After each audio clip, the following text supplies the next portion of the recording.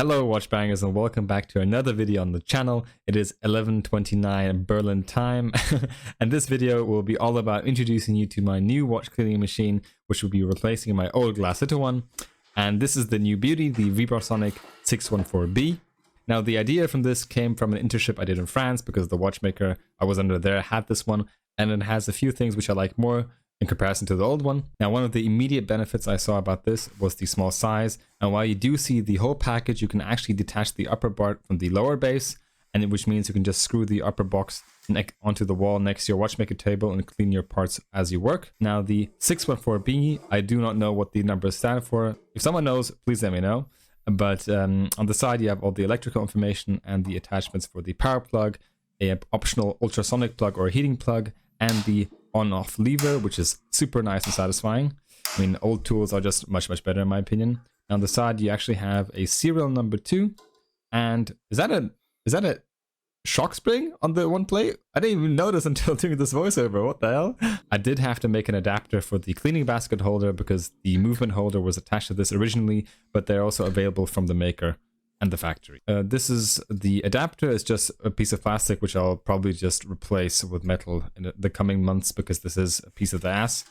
And yeah, you can see how this works. The cool thing about this is that there's a lever on the side which basically allows you to do all the motions of this cleaning cycle by hand, and it operates by moving this carriage in the middle up and down.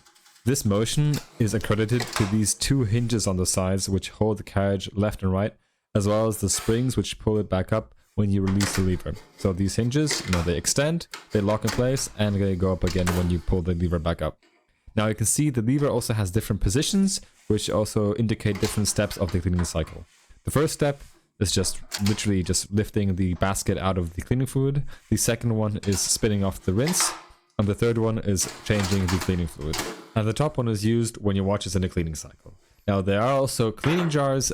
I used to have those little brittle weird looking ones on the old one, but now I have professional Elma cleaning jars with the appropriate wave breakers and lids, and these are the ones I use. Now I have labeled them 1, 2, and 3 for the correct order, and these glass jars also have the gasket on the rim of the glass and not in the lid, and this helps not only create a seal with the lid form but also create a seal in the watch cleaning machine so that no nasty fumes get out, or they minimize that at least.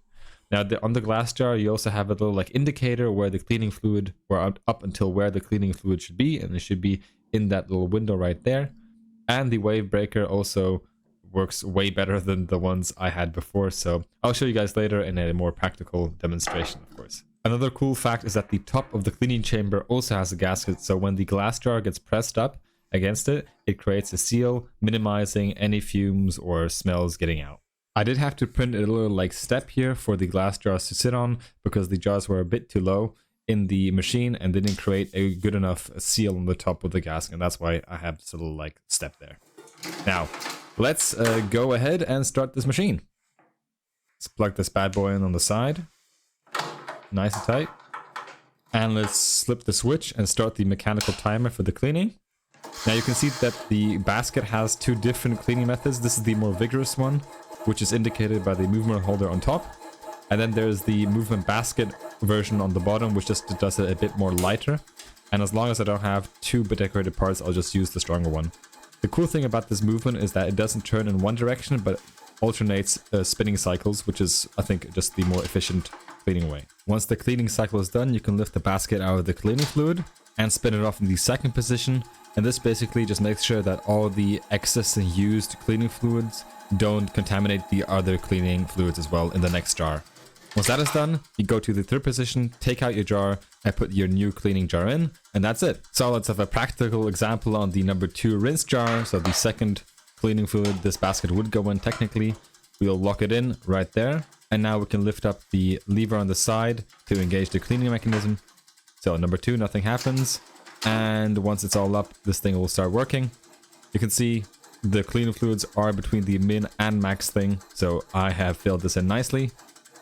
Switch the mode to the more vigorous one. You can see that the wave breakers are definitely doing their job and that the waves are a bit stronger, but I think both just work in the end. Let's stop this by pulling the lever down.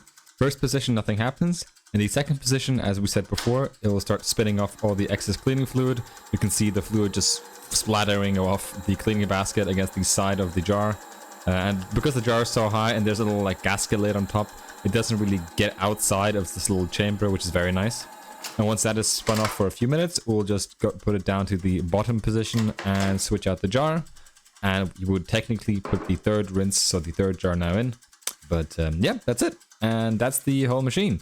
Obviously, we'd also, after all of this, we could just, dry it off with the hair dryer because it doesn't have a drying chamber. Technically, it does. I just haven't found it yet online. So yeah, maybe I'll buy it one time. But that's basically it. And once this is done, it does this super annoying sound, which can only be switched off by putting the lever here. You can see it like dying quietly, which is kind of funny. But that's it. I hope you guys enjoyed my little low effort presentation of my watch cleaning machine, and I definitely hope that it will fulfill its duty and job nicely in the future. If you have any questions, comments down below, please. Some fun facts, and that's it, watch bangers. See you in the next video. Bye bye.